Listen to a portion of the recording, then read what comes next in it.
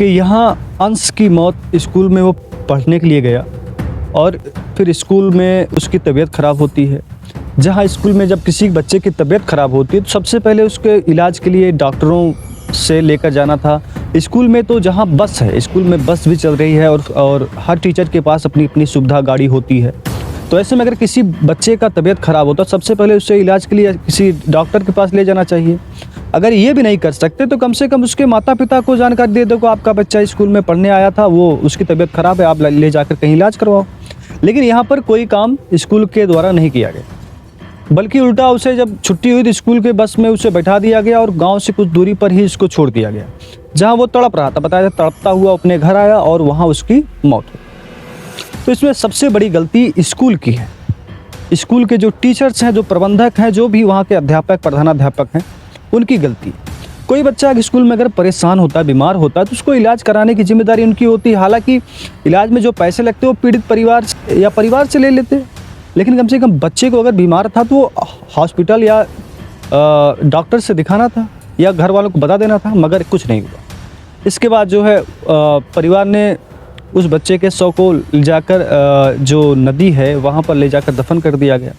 लेकिन फिर मृतका की माँ को पता चलता है कि नहीं, हमारे बच्चे के साथ स्कूल में वो बीमार था, उल्टियाँ हो रही थी, खून की उल्टियाँ हो रही थी, लेकिन स्कूल के प्रबंधक ने इस पर कोई काम नहीं किया, ना हमें जानकारी दी, ना ही इलाज करवाया। इसके बाद उन्होंने एसडीएम यानी उप जिलाधिकारी के पास अपनी शिकायत दर्ज करवाई। बताया वहाँ से जो है ये बात निकल कर आई कि पोस्टमार्टम किया जाएगा और फिर कब्र से बच्चे की बॉडी को निकाल कर पोस्टमार्टम किया गया। पोस्टमार्टम में अभी तक, यानी कि आज की जो वीडियो बना रहा हूँ, अभी तक जानकारी स्पष्ट नहीं हुई कि मौत के कारण क्या था। हालांकि उसके बिस्तरा को सुरक्षित रख लिया गया, कुछ शरीर के अंगों को सुरक्षित रखा गया है।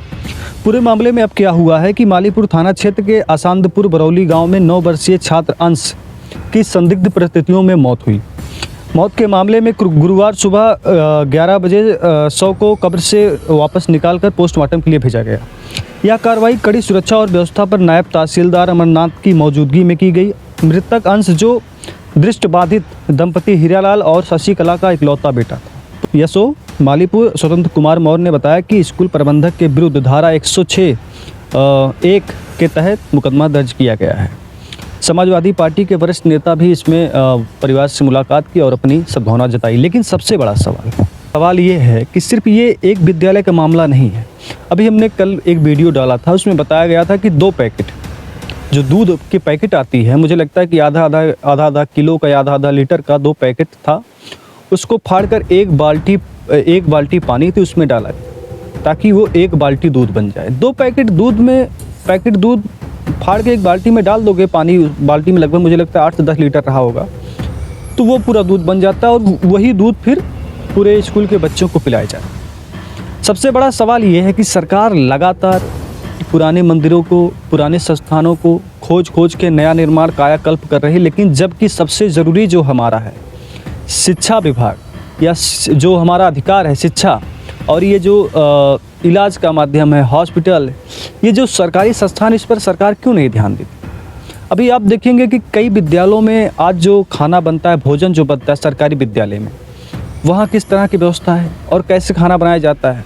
हम इस पर अगर अपनी बात रखना चाहते हैं या स्कूल में जाकर वीडियो बनाना चाहते हैं और देखना चाहते हैं कि कैसा वहाँ पर व्यवस्था चल रही है, मगर हमें अलाउड नहीं होता। हमें कहा जाता है कि आप EDO साहब से, EO साहब से और शिक्षा विभाग अधिकारी से आप बात करिए, वहाँ से परमिशन लेकर आइए, फिर आप विद्यालय बनाइए। तो इतना बड़ा परमिशन हमको मिलेगा कहाँ। लेकिन देखिए ऐसी गलतियाँ होती है, कभी 2 पैकेट दूध 10 से 15 लीटर पानी में मिलाकर बच्चों को पिलाया जाता है, और जब बच्चों की तबीयत ख़राब होती है तो इलाज उनका नहीं किया जाता है, वापस उनको बस में भेज दिया जाता है जब उनकी मौत हो जाती है। तो इसमें स्पष्ट मुझे जो लगता है कि सबसे बड़ा जो गलती है वो स्कूल के प्रबंधक की है कि जब लड़का बीमार हुआ, उल्टियाँ हो रही थी, तो जानकारी क्यों नहीं दी गई। आपकी जो राय है कमेंट में ज़रूर बताइएगा। और अंधे माता पिता का इकलौता बेटा था वो।